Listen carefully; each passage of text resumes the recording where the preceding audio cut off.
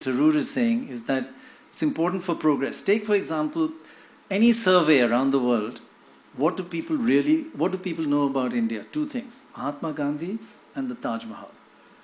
Taj Mahal is a huge attraction for people from around the world to come, and now it's not in our tourist handbooks anymore. It's been excluded. Now, why? Those sort of examples, do you find inclusion and not building walls crucial for India? Taj Mahal is not in the tourism.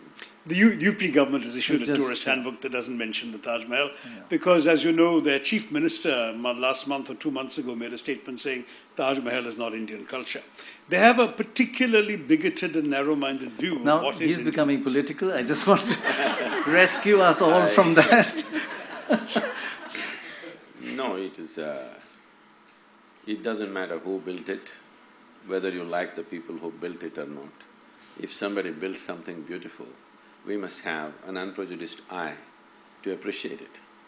When Malvika repeatedly said disabled community, I want you to know, most of the society is disabled in their own ways.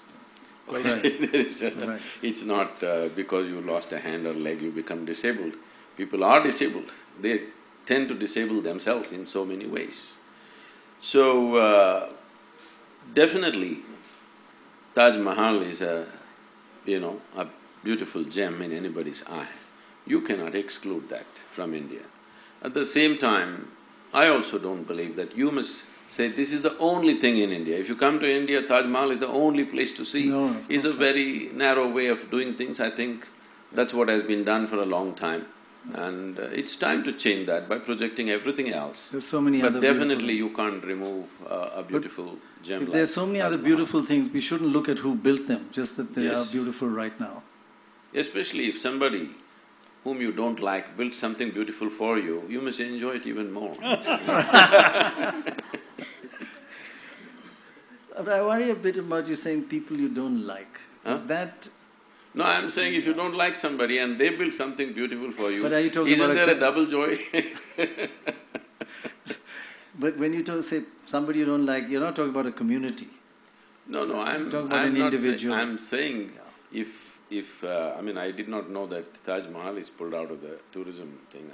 I really did not know that. I'm saying the only reason why you may do such a thing is because you don't like someone who built it, because there is a history of invasion, there is cruelty, there are terrible truths of the past. Shashi has been… I have yet to read the book, I have the book, but I've heard him speak here and there about all the things that have been done during the British era, which is very cruel. Absolutely. But if we go to UK now, we don't hate those people. Yes, they have done this to us, we should never forget it. We should never forget it. This has been done to us because this should not be done to us once again. But it does not mean today's generation of English people, we have to hate them. Correct. No, that's not it. So the If same you goes… could give us the Kohinoor back, that's the least you could have No, done. that is that same goes for Islamic invasions. They've done terrible things to us. But we don't have to forget it, we should not forget it. But Because also we they should stayed and became us, Sadhguru. Huh? They stayed and became us. There were some invaders who came and looted and left. But for many of the people, such as the emperor who built the Taj Mahal, they are us. They are part of our soil, assimilated into our culture. Say, I want you to know, if there was no World War II, British also would have stayed. So that doesn't mean that happened because of their love for you. No, but Sadhguru, they sent everything from here back to England, whereas these people, even whatever they looted, they spent here. No, There no. is a difference. That is because it's another time when there were no ships. Technical There were problem, isn't it? No, There were ships, there were ships. Transportation issues. And besides, they had a land route back home to the Fergana Valley, they didn't use it. It's not easy to go. But you say, whether they did or not, one should not hate them now and should not build walls around See, them now. because… Is that your message? See, what I'm saying is, historically many ugly things have been done by different people. Quite right. Ugly things that have happened to us as a nation, we must remember. Ugly things we've done to ourselves also. That also is there, that's another aspect. Right. What others have done to us, we must remember, but we should not become bitter because this bitterness will destroy us. That's Why we should remember is so that we don't make the same mistakes and get into the same pit once again. That's very important for me. course. But at the same time, if today, let's say, UK spoke the same language that it spoke during the colonial era, definitely we will not accept them. Unfortunately, with certain groups of people, they're trying to speak the same language which was historically spoken way back. So this creates a whole lot of confrontation in the society. And this entire misuse of this for democratic purposes, when I say democratic purposes, because it's all a number game, so people are playing this game for last 70 years. So naturally you have kind of brought this little bit of fear in others. Fear means people are seeing what's happening in Iraq and the Islamic State and stuff, what happened in Kashmir. So people think if these numbers increase, this will happen to us also, because it's happened in the past.